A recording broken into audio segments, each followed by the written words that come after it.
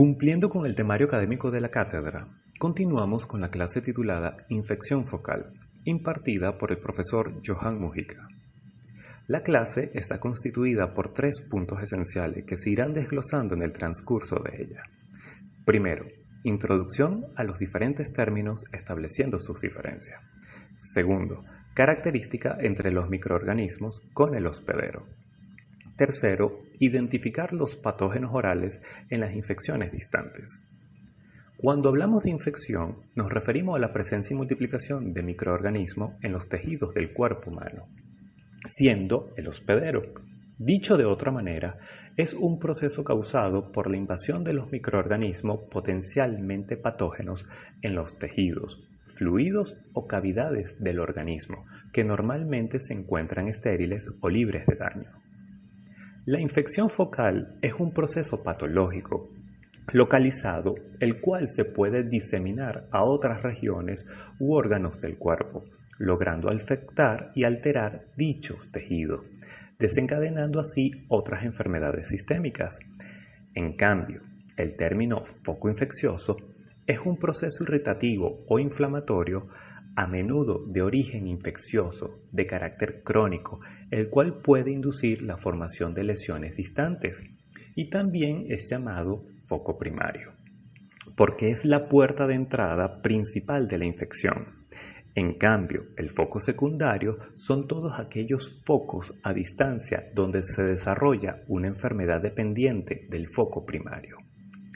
En el caso de la infección odontogénica, esta se localiza en la zona cérvico-oral maxilofacial, o también llamada región cabeza y cuello, la cual se origina en las estructuras que forman el diente y el periodonto.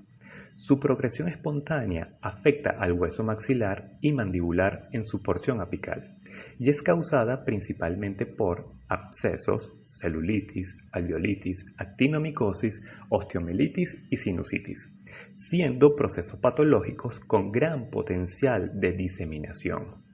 Y es importante recordar que esas infecciones son causadas por microorganismos bacterianos residentes de la cavidad oral. Al momento de existir alguna descompensación, sea dada por daños tisulares, inmunosupresión o compromisos sistémicos, esos agentes se vuelven oportunistas. La microbiota residente oral está conformada por una variedad de géneros bacterianos, como los podemos observar en la imagen. Ellos desencadenan procesos o focos infecciosos que suelen ser localizados, pero existe la posibilidad que dichos agentes afecten a otros sitios anatómicos o sus tejidos y órganos a través de su propagación o, mejor dicho, diseminación, pudiendo así llegar a causar bacteremia, siendo esta la invasión del torrente sanguíneo por microorganismos potencialmente patógenos, los cuales participan en el desarrollo de infecciones graves que pueden empeorar de forma rápida o mortal. Odontológicamente, la bacteremia se puede originar mediante tratamientos invasivos, cuando existe el contacto de la sangre con la infección odontogénica presente, o a través de los irritantes locales contaminados por dicha infección. Los microorganismos patógenos ingresan al sistema circulatorio infectando la sangre, la cual es estéril. Estos contagios son frecuentes en las extracciones dentarias, tartrectomías, tratamientos de conductos o actos quirúrgicos como por ejemplo la toma de biopsia, colocación de implantes, gingivoplastía y regularizaciones óseas. Ahora, en los pacientes competentes, inmunocompetentes, son los que poseen un buen estatus inmunológico, con ausencia de alteraciones sistémicas. La bacteremia es controlada inmediatamente desde el primer instante o minuto que se inicia la invasión del torrente sanguíneo, y esto viene dado por el sistema fagocítico mononuclear, a través de los macrófagos o monocitos, ayudando así a eliminar todo microorganismo patógeno. No obstante, en los pacientes comprometidos, inmunosuprimidos, primero se debe conocer su historial de salud-enfermedad y saber si están o no controlados farmacológicamente. ya que ellos son propensos a desarrollar cualquier tipo de proceso infeccioso. En este caso, la bacteremia puede durar activa desde los 5, 10, 15 minutos, llegando así hasta las 48 horas o más. Es por eso que en estos casos se debe aplicar el protocolo de profilaxis antimicrobiana farmacológica, previamente, ya sean días u horas antes de iniciar cualquier tratamiento odontológico, previniendo así el desarrollo de nuevas patologías a distancia. La vía de diseminación es el medio de transferencia que se da entre el microorganismo patógeno con el hospedero, y esta puede ser dada de las siguientes tres alternativas. Primero, por medio de la vía de aspiración. Se da por la inhalación de material contaminado, sea por exudado purulento, secreción rinosinusal u objeto extraño, alojándose en los bronquios pulmonares, causando neumonía. Segundo, a través de la vía por contigüidad. Se da por el crecimiento, expansión e invasión del foco infeccioso primario, abarcando y atacando a los tejidos u órganos vecinos. Tercero, mediante la vía hematógena.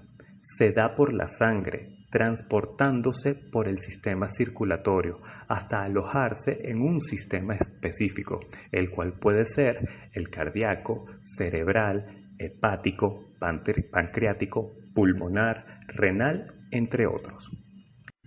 Dentro de las diversas infecciones causadas por la diseminación, podemos mencionar el absceso cerebral, siendo una infección por acumulación de pus dentro del parénquima cerebral de tipo focal, que está encapsulado, originando así la destrucción de dicho tejido por la compresión ocasionada con efecto de masa, o por el infarto secundario que se origina debido a las obstrucciones venosas y arteriales, alterando así las funciones del sistema nervioso central.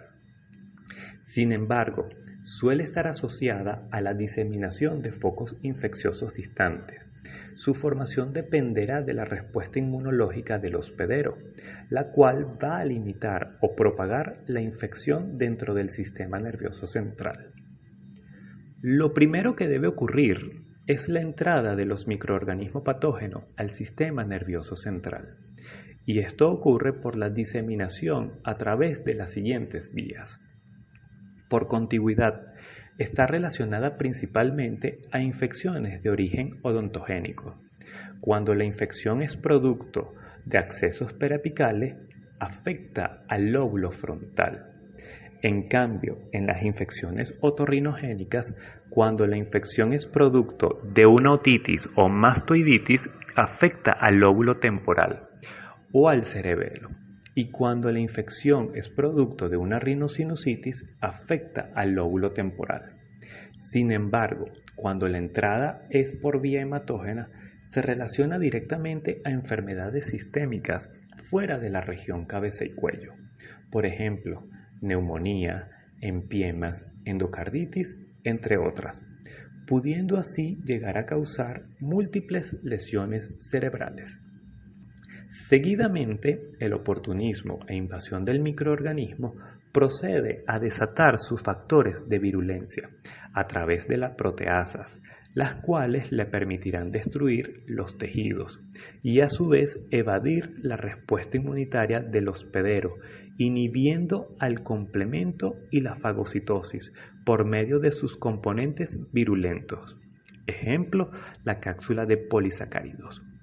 Ya una vez que el microorganismo cruza la barrera hematoencefálica, ingresa directamente al sistema nervioso central, donde se inicia la respuesta inflamatoria, liberando así citocinas proinflamatorias, como por ejemplo interleucina 8, interleucina 6, interleucina 1 y el factor de necrosis tumoral alfa, permitiendo la permeabilidad de la barrera hematoencefálica, produciendo quimiotaxis.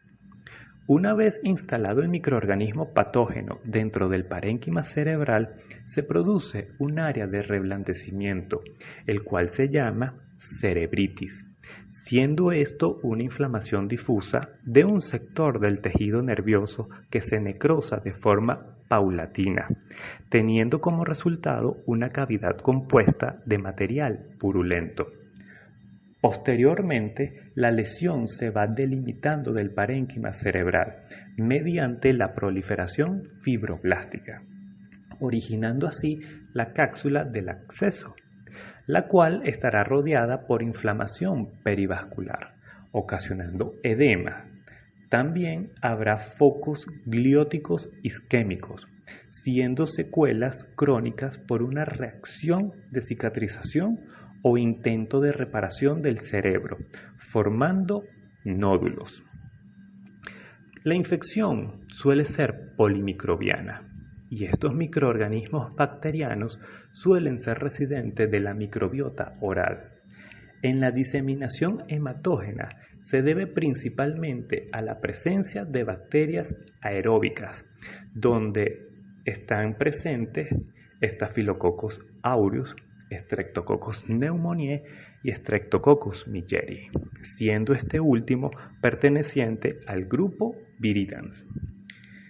Sin embargo, en la diseminación por contigüidad se relaciona con la anatomía del maxilar, oído medio y los senos paranasales, debido a infecciones odontogénicas subyacentes asociadas a bacterias anaeróbicas. Entre ellas podemos mencionar Actinomyces viscosus, Fusobacterium nucleatum, Prevotella intermedia, Propionibacterium micro. Ahora, en las infecciones otorrinogénicas se presenta a Haemophilus influenzae tipo B y especies de enterobacterias como Escherichia coli y Klebsiella pneumoniae. Cabe mencionar que estos patógenos también se pueden diseminar por vía hematógena, una vez en contacto con el sistema circulatorio, causando así bacteremia. Es importante recalcar que en los pacientes inmunosuprimidos se presentan otros microorganismos causantes de accesos cerebrales, como por ejemplo la feoifomicosis, siendo una micosis invasiva, infrecuente, que se manifiesta como un acceso único de mal pronóstico sin tratamiento estandarizado, originado por especies neurotrópicas, que son afines al tejido nervioso, y entre ellos podemos mencionar las especies de Aspergillus, Bipolaris, Candida, Cladophyllophora, Cladosporium, Cryptococcus, Exophiala, Fonsecaea, Phyllophora y Wangiella. Sin embargo, los protozoo también pueden causar abscesos cerebrales mediante las especies de Taenia solium y Toxoplasma gondii. Ahora continuamos con meningitis. Se considera como un proceso inflamatorio en el espacio subaracnoideo de las leptomeninges encefálicas o medulares que no comprometen al parénquima cerebral, cursando con líquido cefalorraquídeo, turbio o purulento, debido a un proceso infeccioso potencialmente mortal. Sin embargo, la infección puede dejar secuelas de tipo discapacidad permanente. Entre ellas podemos mencionar a las convulsiones, daños cerebrales, pérdidas auditivas y dificultades en el aprendizaje. La enfermedad se inicia con la colonización del microorganismo patógeno en el epitelio de la mucosa nasofaringea, debido a daños tisulares que son producidos por infecciones respiratorias de origen viral, tabaquismo o por la producción de proteasas que destruyen la inmunoglobulina A. El déficit de componentes del complemento, especialmente de la properdina, la cual es una proteína reguladora liberada por los monocitos para destruir células extrañas, favorece a la bacteremia por disminución de la capacidad de oxonofagocitosis. La excreción de productos bacterianos como las proteasas específicas para IgA cortan e inactivan la función de la inmunoglobulina A, facilitando así la diseminación local del microorganismo en el sistema nervioso central. Además, activa la respuesta inflamatoria a través de citocinas, así como de otros mediadores que dañan la barrera hematoencefálica, permitiendo la entrada de las células inflamatorias polimorfonucleares en el sistema nervioso central. Las citocinas pueden dar lugar a un edema cerebral vasogénico, pérdida de la autorregulación cerebrovascular, elevación de la presión intracraneal, generando hipoxia, isquemia o lesiones de las estructuras parenquimatosas y vasculares, ocasionando así infartos cerebrales. Una vez que el líquido cefalorraquídeo es invadido, el microorganismo patógeno se establece en el espacio subaracnoideo, donde puede multiplicarse por la inadecuada respuesta inmunitaria humoral, y el propio medio acuoso dificulta el contacto de los antígenos. La descarga masiva de los mediadores inflamatorios produce apoptosis y necrosis neural, secundario a las sustancias proteolíticas como las metaloproteinasas de la matriz, los radicales libres y el peroxinitrito, además de aminoácidos excitatorios como el glutamato y aspartato, que provocan la muerte neural. Y este mecanismo es conocido como edema tóxico. Los tres microorganismos más importantes que han sido relacionados con la meningitis son Haemophilus influenzae tipo B, Neisseria meningitidis y Streptococcus pneumoniae. Siguen siendo los microorganismos patógenos más frecuentes. Ellos liberan proteasas de inmunoglobulina A, lo que les permite evadir la respuesta inmunitaria humoral del hospedero. Igualmente, estos patógenos cuentan con una cápsula de polisacáridos que inhiben la actividad antifagocítica del complemento. Cabe mencionar que el déficit de la properdina está asociada a las infecciones por bacterias del género Neisseria.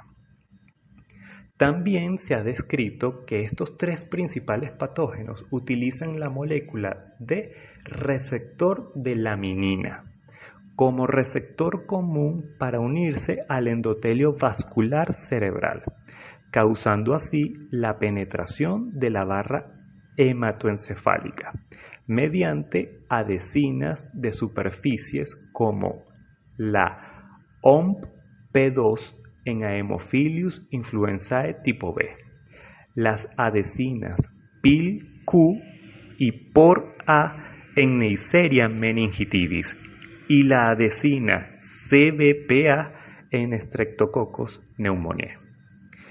Sin embargo, especies de enterobacterias como Escherichia coli, Klebsiella pneumoniae, además de Listeria monocitogenes, Pseudomonas aeruginosa, Staphylococcus aureus y Streptococcus agalatiae, están presentes en casos de inmunosupresión a la respuesta celular, intervenciones neuroquirúrgicas o nosocomiales y a traumatismo cráneoencefálico.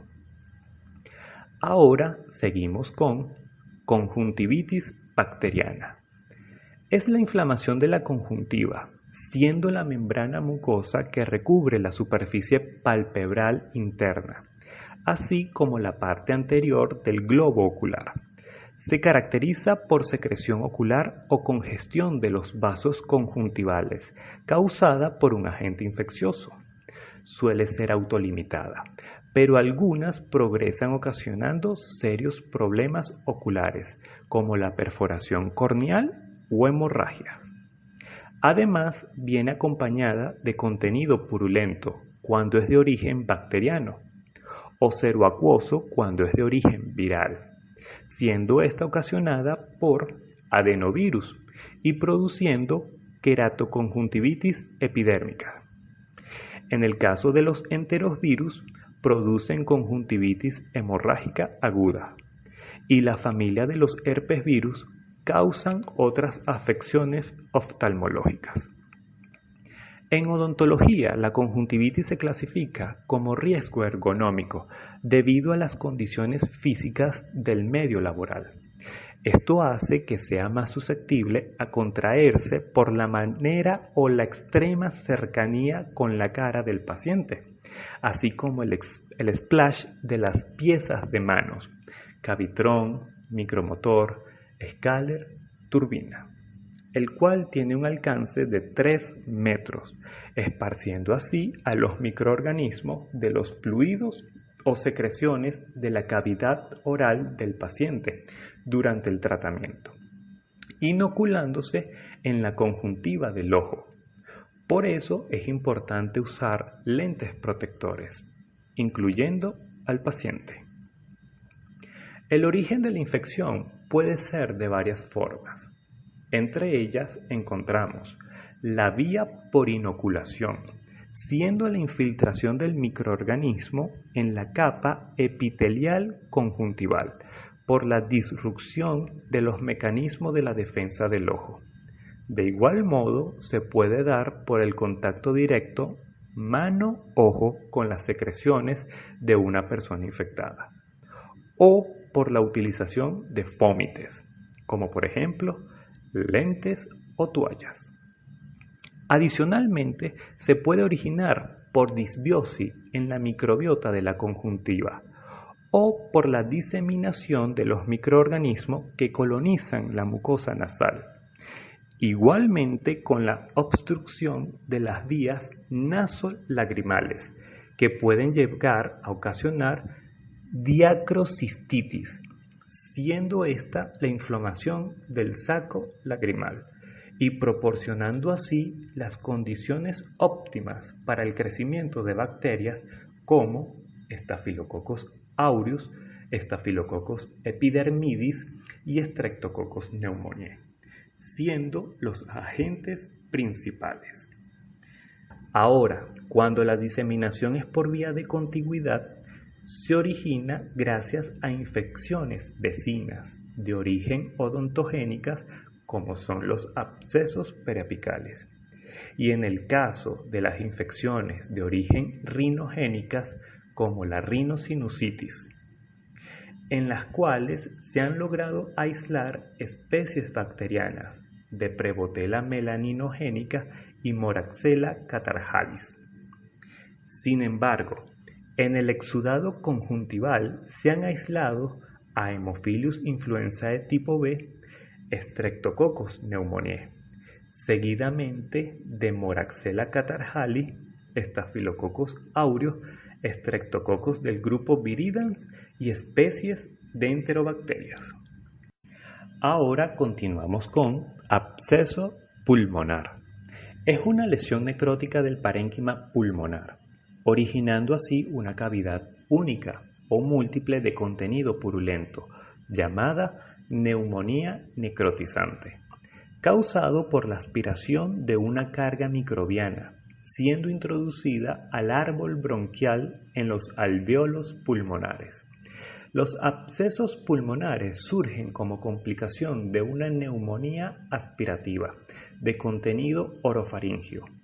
Esto se debe a trastorno de la deglución por defectos neurológicos, reflujo gastroesofágico y a enfermedades periodontales por sus altas concentraciones de periodontopatógenos en la cavidad oral que aumentan en situaciones de mala higiene dental.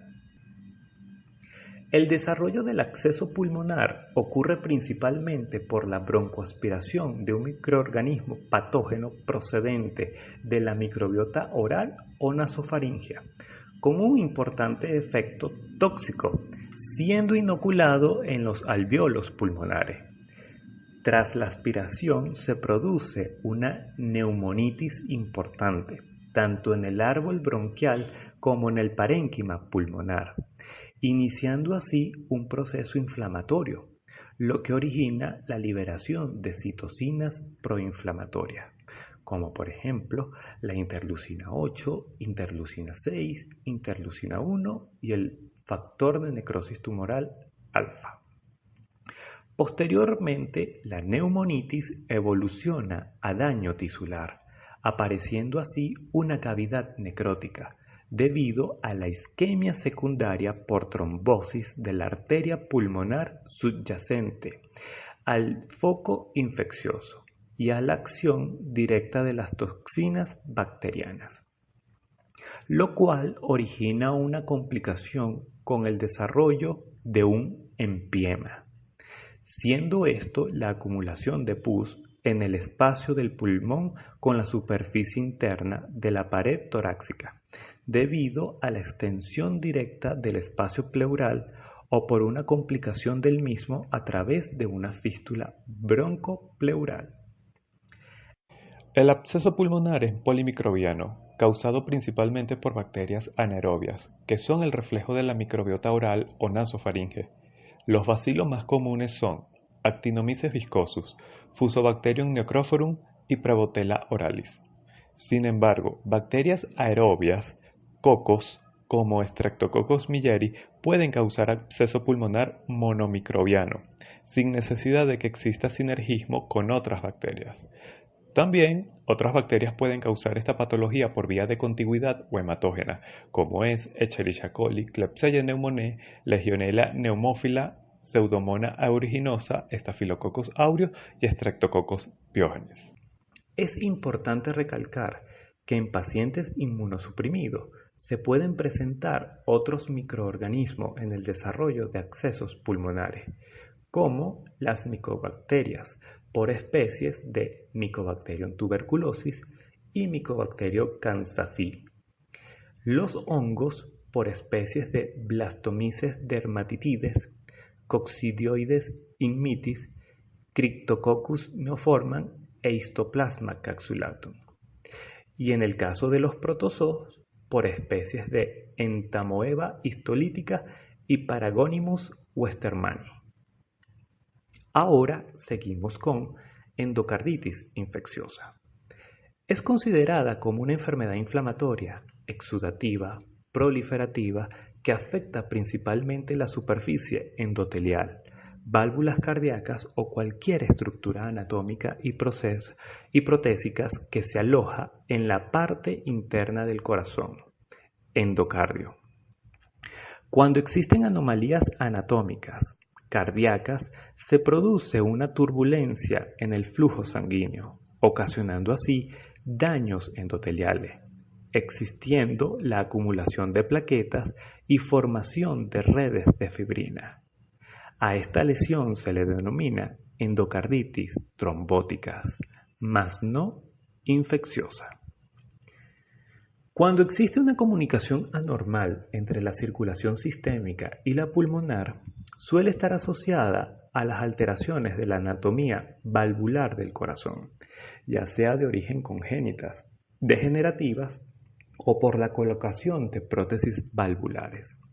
Sin embargo, al momento de existir una válvula estenótica o insuficiente, genera el aumento del flujo sanguíneo a altas velocidades, causando así turbulencias que dañan el endotelio, induciendo la trombogénesis e inflamación, donde se depositan las plaquetas, fibrinas y ocasionalmente hematíes, que dan origen a las vegetaciones trombóticas y no bacterianas. Estas pueden ser únicas o múltiples. Las vegetaciones pueden fragmentarse, enviando émbolos sépticos que se alojan en la circulación coronaria, cerebral, renal o de cualquier otro sistema, ocluyendo así los vasos sanguíneos y ocasionando infartos en el territorio del recorrido de dicha arteria, dando lugar a una endarteritis séptica, siendo la inflamación de la capa endotelial interna de una arteria, conocida como túnica íntima, pudiendo evolucionar a una aneurisma, el cual puede romperse generando un evento hemorrágico mortal. Las bacterias que han invadido la sangre, que transitan por el sistema circulatorio, pueden colonizar las vegetaciones, especialmente los microorganismos patógenos con gran adherencia o afinidad por el endotelio y con facilidad de producir fibronectina. Las bacterias atrapadas en las vegetaciones están protegidas de la respuesta inmunitaria del hospedero, permitiéndoles así proliferar y conllevando a una bacteremia continua con capacidad de formar un absceso al miocardio que puede fistulizar al pericardio y ocasionar empiema. Una amplia variedad de microorganismos puede ocasionar endocarditis infecciosa, entre los cuales predominan las bacterias, sobre todo las especies de estafilococos, como es Staphylococcus aureus y Staphylococcus epidermidis, y cepas de Streptococcus, que son los principales agentes infecciosos. Los estreptococos del grupo Viridans ocasionan en general gran parte de los casos y se relacionan con la microbiota oral y orofaringe, siendo de gran importancia en este grupo el Streptococcus bovis, Streptococcus milleris, Streptococcus mitis y Streptococcus mutans, ya que la presencia de dextrano, el cual es un polisacárido capsular, juega un rol importante en su virulencia y adherencia, que actúa como mediadores en los mecanismos de fijación, favoreciendo el establecimiento de nichos en diferentes superficies, como son los dientes y las válvulas cardíacas. Igualmente, Streptococcus parasanguis expresa una decina de superficie llamada fin-A. Cabe mencionar que Streptococcus sanguinis se une a receptores para lograr su adherencia y patogenicidad, siendo esto la fibronectina, la minina y el colágeno tipo 4. No obstante, abiotrofia defectiva se une a la matriz extracelular de fibroblastos y células endoteliales.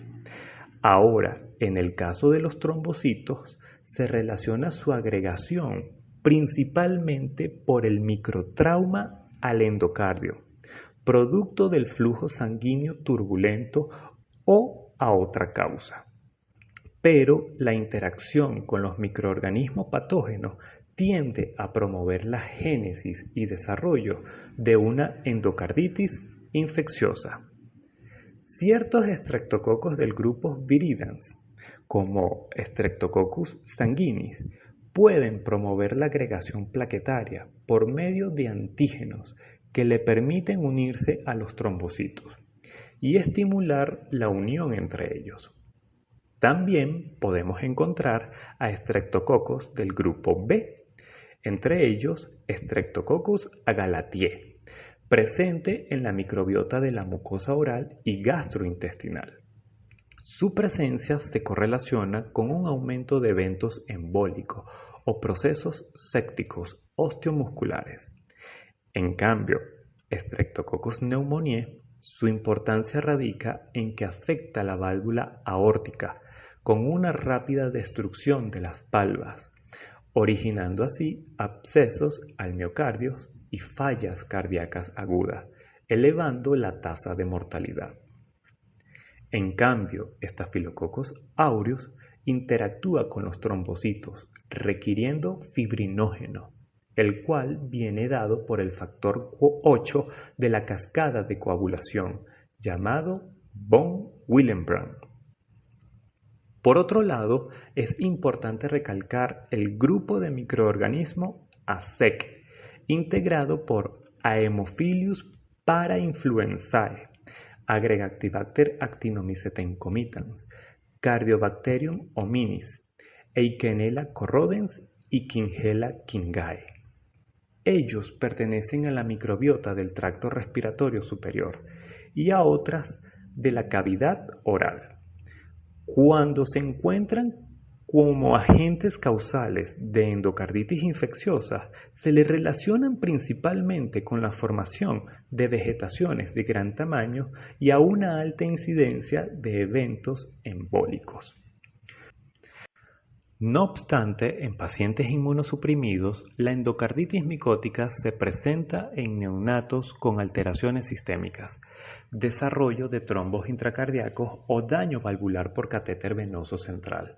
Las especies causantes de esto son Blastomyces dermatitidis, Coccidioides immitis, Cryptococcus neoformans, Histoplasma capsulatum, Pseudoleishmania boydii, Torulloxis glabrata, Trichosporum beigeli. Ahora seguimos con infarto.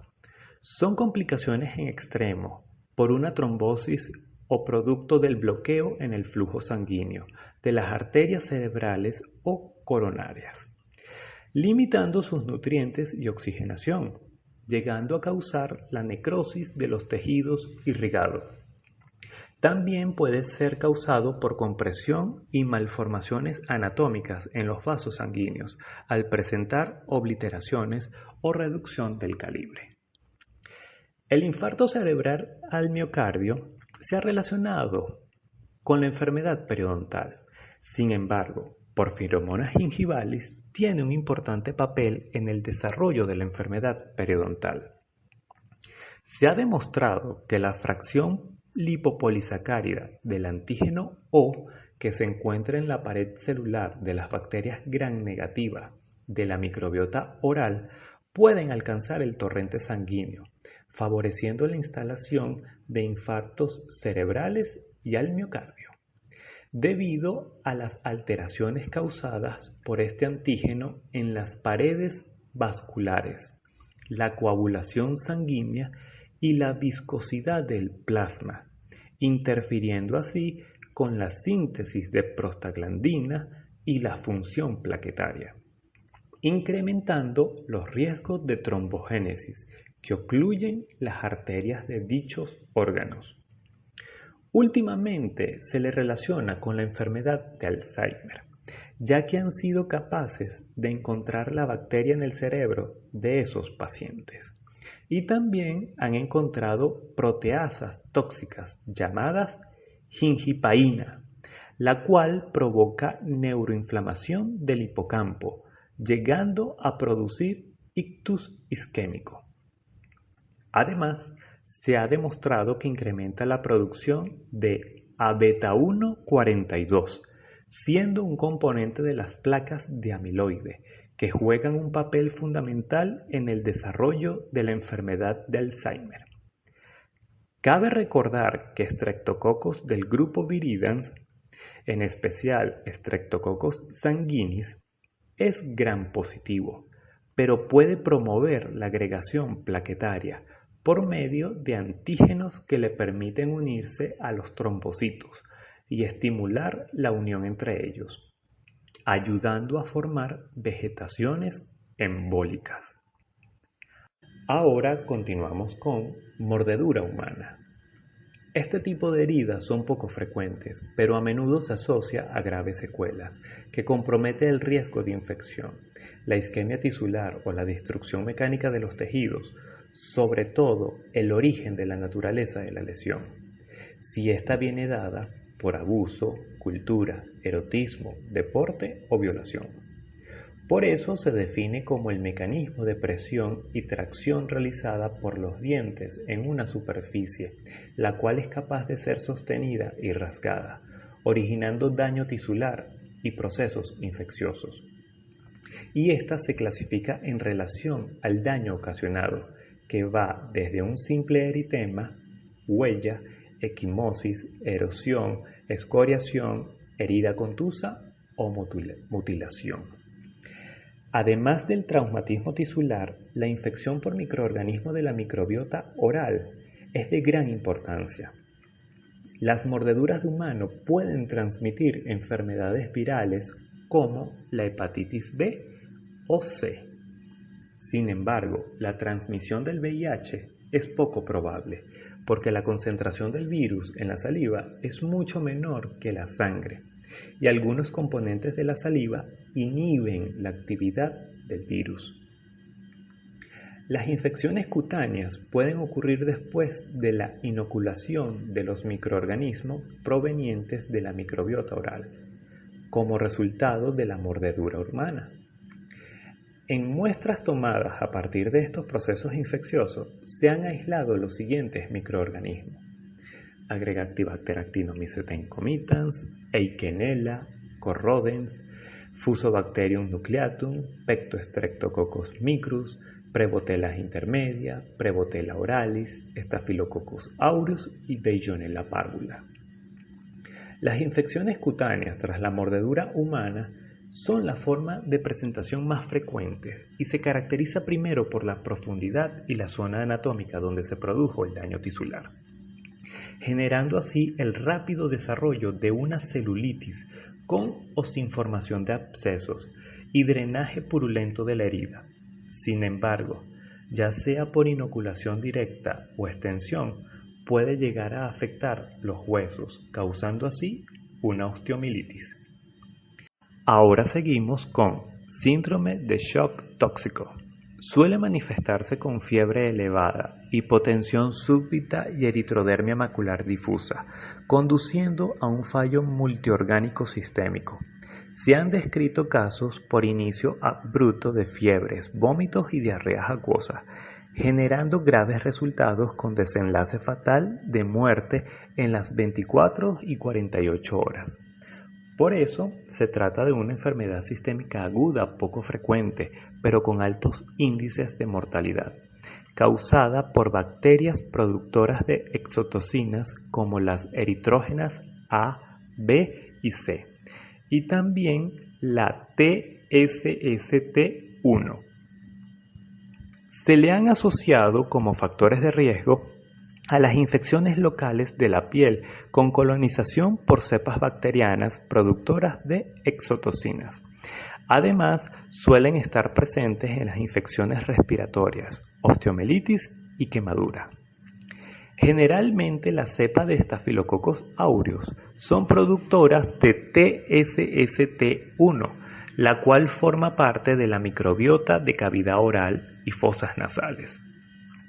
Cabe mencionar que el 90% de los adultos presentan respuesta inmunitaria humoral, inmunoglobulinas, contra dicha exotocina, y no existe evidencia de transmisión directa de persona a persona.